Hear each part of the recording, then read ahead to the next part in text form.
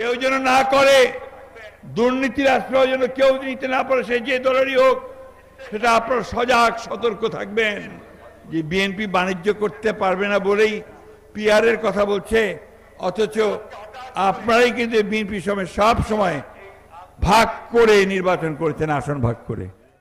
যে প্রচারণা এখন করা হচ্ছে অন্যায়ভাবে, অত্যন্ত মিথ্যাভাবে, অসত্যভাবে, যে বাংলাদেশের এই বিএনপি তারা ইসলাম ধর্মে বিশ্বাস করে না, যেটা কমপ্লিটলি আনট্রু।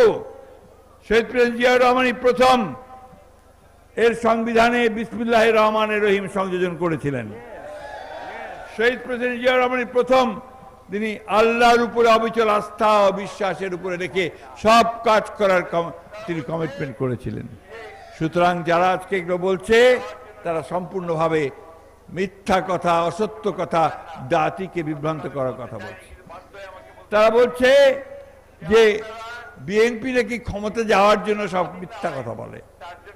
আপনারা তো কিছু মনে করবেন না, এই কথাগুলো আমি বলতে চাইনি, কিন্তু বাধ্য হয়ে আমাকে বলতে হচ্ছে যে আপনারা এই দেশ যেন স্বাধীন না হয় তার জন্য আপনারা কাজ করেছেন, হত্যা করেছেন, গণহত্যার সঙ্গে অংশ নিয়েছেন। কিছু মনে করবেন না, আপনারা এই আওয়ামী লীগের সঙ্গে আতাত করেছিলেন 1996 সালে বিএনপিকে ক্ষমতা থেকে সরানোর জন্য।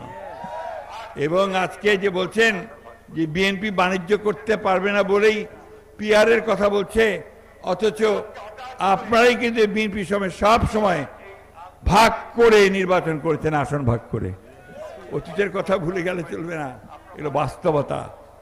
তাই আজকে হঠাৎ করে আপনারা এই আন্দোলনে প্রথম দিকে আপনাদের আমরা দেখতে পাইনি, সঙ্গত করার কারণেই পাইনি।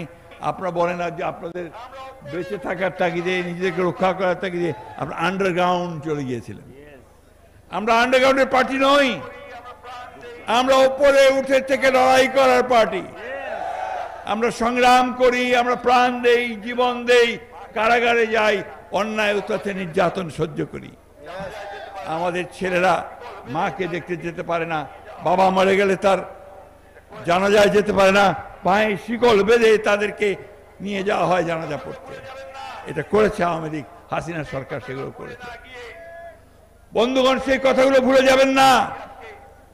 ও সেই কথাগুলো ভুলে না গিয়ে এই যে মানুষটি যিনি আজকে দীর্ঘদিন ধরে 18 বছর ধরে নির্বাসিত হয়ে আছেন বিদেশে, যিনি পরিবার পরিজন ছেড়ে, মানুষগুলোকে ছেড়ে তিনি ওখান থেকে আমাদেরকে নির্দেশ দিচ্ছেন, তাকে দেশে ফিরিয়ে আনতে হলে আপনার বিএনপির এই মর্যাদাকে ক্ষুণ্ণ করবেন না। কেউ যেন না করে, দুর্নীতির আশ্রয় যেন কেউ নিতে না পারে, সে যে দলেরই হোক, সেটা আপনারা সজাগ সতর্ক থাকবেন। এবং আমাদের ভারপ্রাপ্ত চেয়ারম্যান সাহেবের নির্দেশ আছে যে তাকে দল থেকে সাথে সাথে বহিষ্কার করা হবে। এই কথাগুলো মাথায় রাখবেন।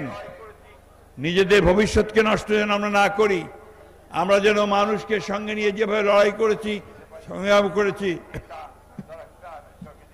সেভাবেই যেন আমরা নির্বাচনে যেতে পারি। আমাদের নেতা যারা সরকারকে দেশে ফিরিয়ে এসে তার দায়িত্ব আমরা তাকে বুঝিয়ে দিতে পারি।